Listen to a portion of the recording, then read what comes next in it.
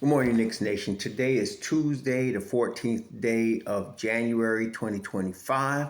Hope you're safe and healthy today. Hope your family is safe and healthy and that the needs of you and your family in terms of food and shelter and clothing, as well as health, are being met today. Blessings upon those that work in the healthcare field, along with the first responders who every day are out here saving lives, those that pick up garbage to keep our places clean, and those that make deliveries for our convenience.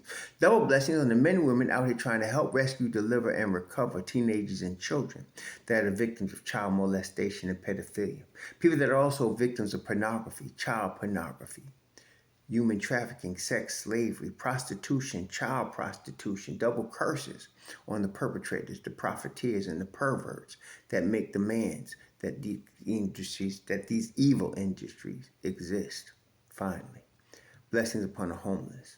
More than 600,000 men, women, children, families homeless in the United States of America, and millions around the world in similar or worse conditions. Blessings upon them, for theirs is the kingdom.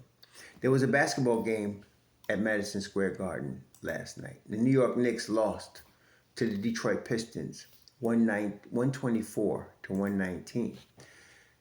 This homestand, when I looked at the schedule for the Knicks and I was looking at the amount of away games they had early in the season, and I looked at this part of the schedule in January, my feeling was this was going to be a favorable part of the schedule, meaning they would be winning a lot more games in January than they had previously because of all the home games, and not just because they're at Madison Square Garden, but because there's less travel involved. It's always difficult for NBA players to live out of suitcases for too long, which is what road trips do. You end up living out of your suitcase, and you're living in sweats and stuff, and it gets a little difficult. So them being home, I felt like, well, this is going to be a favorable part of the schedule. Well, it has not been. They have lost 5 out of their last 7 games, and of course, with every loss, like for example, there was some knucklehead come on last night. I wasn't on my phone. I saw it this morning, but they should trade everybody on the bench except Payne. And I said, congratulations, you got the idiot comment of the night. And that's typical of knee-jerk, stupid, short-sighted reactions, which that drives me crazy more than the losses, is that. So, because Payne had a couple of double-digit games off the bench, and the media's pushing lack of bench depth, then all of a sudden, we need to trade everybody on the bench except Payne. So, no. The problem that I see with the Knicks isn't the lack of bench scoring. It would be nice if they got some more bench scoring, but I'm not worried about that. What, to me, the biggest problem is getting stops. Getting timely stops. Getting 3 stops in a row on a consistent basis. Under Tom Thibodeau, the Knicks have been doing that for 4 seasons. This season is the first season that it hasn't been a consistent theme. They have not been getting, especially during this losing streak, 3 stops in a row consistently. Last night's case in point was Malik Beasley. Malik Beasley hit 6 3-pointers, and we know from last week Isaiah Joe hit 8 against the Knicks. NBA players are going to get hot. That's no doubt. That's going to happen. Like I said, this is the league. Guys are really good. And Malik Beasley's a really well-known streak shooter. When he gets on a hot streak, and during Detroit's recent run, he has been, on a hot streak. And he could go just as cold as he is hot. But when you allow him to it's like any shooter, you allow him to get a rhythm. And how did they allow that to happen? A couple of times, and Clyde mentioned it during the broadcast, he was shooting a 3 with nobody within 10 feet of him. And if you allow a pro-level shooter to get a rhythm like that, then after that, he was just about at the logo hitting 3s. Then it didn't matter, okay? So he had like at least 2 or 3 wide open 3-pointers. And the guy that was guarding him was under the basket. Usually, well, anyway. So that is the biggest problem I'm seeing right now. A lack of defensive intensity for 48 minutes. That's the biggest problem I see. That will short circuit the whole season. It's not the scoring. Like, look at the scoring last night. Mikal Bridges, Mikal hit 6 3-pointers. He 27 points. Gato had 26 points. He hit 4 3-pointers. Brunson only hit 1 3-pointer, but he still scored 31 and had 11 assists. I mean, all that is nice. But if you can't get stops, it doesn't matter. And that's what was going on last night. Times during the course of the 4 years of watching Tiz with the Knicks, you can almost feel when they won't start getting stops. Like, Detroit was playing very well. They were scoring, and I said, okay, now they're going to turn up the intensity and get some stops and make a run. And it never came. And that's the problem. I don't know what they're going to do about it, but that's the problem. Okay?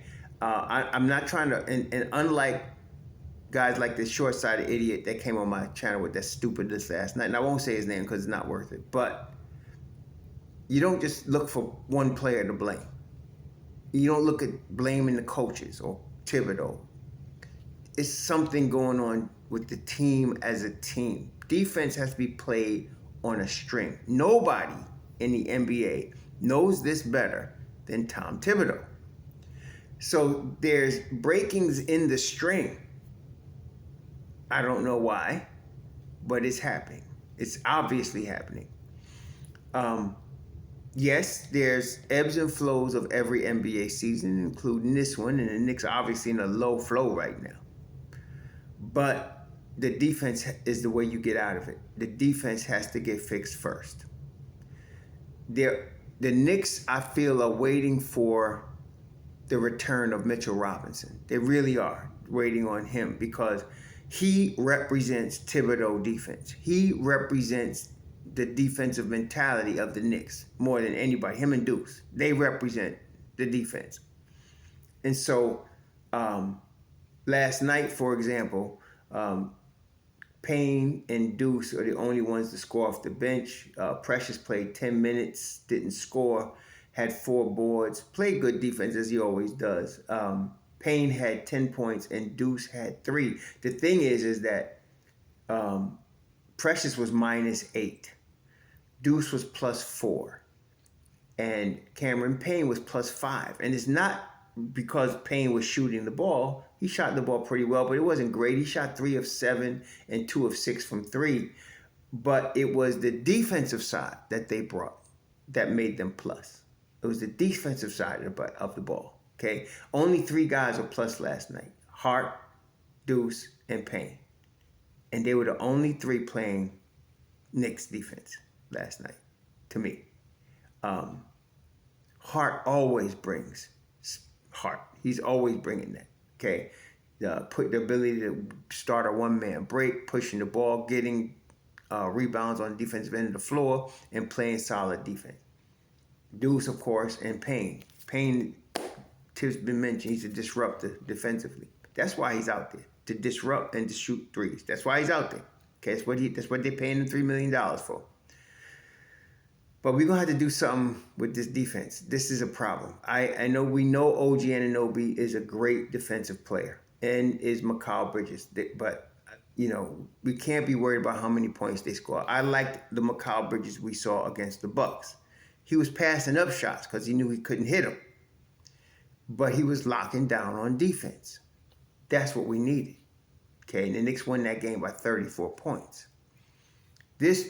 Last night against Detroit, there wasn't locking down on defense, okay? And it wasn't just Brunson, though we know Brunson's the weak link defensively. So I don't know when Mitchell Robinson comes back, I have been saying he should come in the second unit.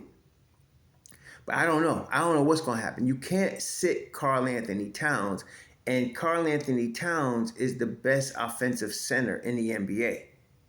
So you got to have him fitting against fives, you know. And what teams have been doing is trying to play him against smaller guys that are more mobile.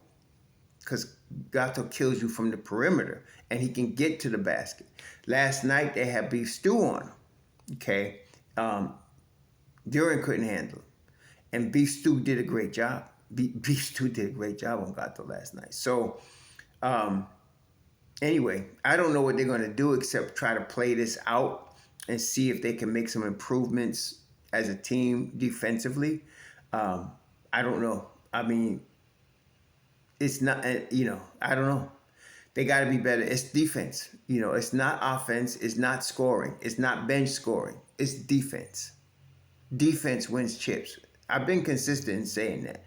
And in spite of everybody, looking for trades so they can get more offense, I find it to be pretty stupid.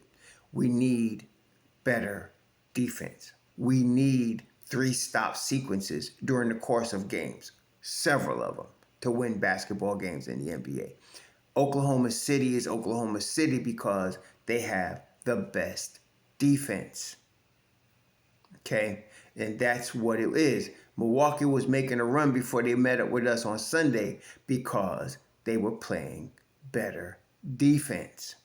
Cleveland is the top of the East because now you got all 5 guys locked in on defense, including Donovan Mitchell. So this is the key here. We need defense. I don't know what Tibbs is going to do. I really don't. But we do need some defense. And a lot of y'all was talking about, start Precious and take Hart out. Hart is the only guy consistently playing defense and rebounding in the starting unit. You cannot take him out. Okay, he's the only guy. If you get Mitchell Robinson back, and you can put Precious at the 4. I understand that. And now you're going to have they play much better defense when Precious and Cat are on the floor together. They do. They play much better defense. And then when you have Precious and Cat on the floor with Deuce, they play tremendous defense. They really do. But that lineup is not always available. You need some size coming in, or somebody coming in behind Towns. Jericho Sims, well, we've been there, done that. Hoop Party's a rookie. So no, you don't have it right now. But when MitchRob comes back, you will, okay? So then you will have Precious alongside Towns. The defense will immediately get better. And then when you have Deuce coming off the bench with Payne, Shamet, and MitchRob, you got MitchRob and Hart together, that's going to up the whole level of the defense for several reasons. Like I said, because you're going to have Precious starting next to, you could have Precious starting next to Gato. And you could have Josh Hart with Deuce and Mitch Robinson. But until that happens, I don't know what they're going to do. The defense sucks right now. I don't like what I'm seeing defensively. And when I was watching, and for Clyde to mention it during the broadcast, I was like, okay, I'm not the only one that's seeing this. He cannot be letting their best shooter shoot open threes with nobody within 10 feet of him. You can't do that and win in the league. So I'm concerned defensively. I'm not concerned in any way offensively. I'm not concerned with bench production. That's a bunch of BS. The bench production to me represents a higher level defense. That's why, again, you have Deuce at +4 and Payne at +5. It's the higher level on defensive end. Okay? And so you gotta find a way to get some better defense out here. It's gotta be a focus. Shooting should not be a focus. Defense needs to be focused. McCall, nice that he hit 6 threes yesterday. Beautiful. I need some better defense. I need some consistent all-league defense. We need to have the wing stop be wing stop. That's what we need. Okay? So I don't know what they're going to do against Philly on Wednesday. It's actually going to be a blessing because they get to go to Philly. They've been playing. There was years back where the Knicks were playing better on the road. Like the first 2 years under Tibbs, it almost seems like they were playing better on the road than they played at the Garden. They probably didn't, but it just seemed that way. They seemed more relaxed. They seemed better to play better on the road overall. Well, they're going on the road because this homestand ain't been working out. This ain't been working out, y'all. So they going to Philly on Wednesday. Let's hope they play better in Philly, okay? Which is basically another MSG in Philly. Y'all know that from the playoffs last year. And they didn't like that, but hey, that's not our problem. So I think it'll be a good chance for them to try to get right again defensively. Getting right for the Knicks means defense. It means playing Tom Thibodeau level defense. It means getting stops, multiple 3-stop sequences. That's what we need to see. Okay, they could do it. I've seen them do it during the course of this year. They just haven't been doing it during this homestand. They haven't, not consistently. Okay, we need to see more of that. So anyway, the Knicks are now what? They're now 26-15, halfway through the season. 26-15 is on pace for 52-30. I believe they will still hit 55 wins if they stay healthy and we get Mitchell Robinson back, let's say early February or late January. I think that everything will go up a notch because he brings the defense. That's what he's there for. So for now, though, I mean, we can't complain. 52-30, if that was their record at the end of the year, shoot, that'd be a good record. Shoot. And they're third in the East right now.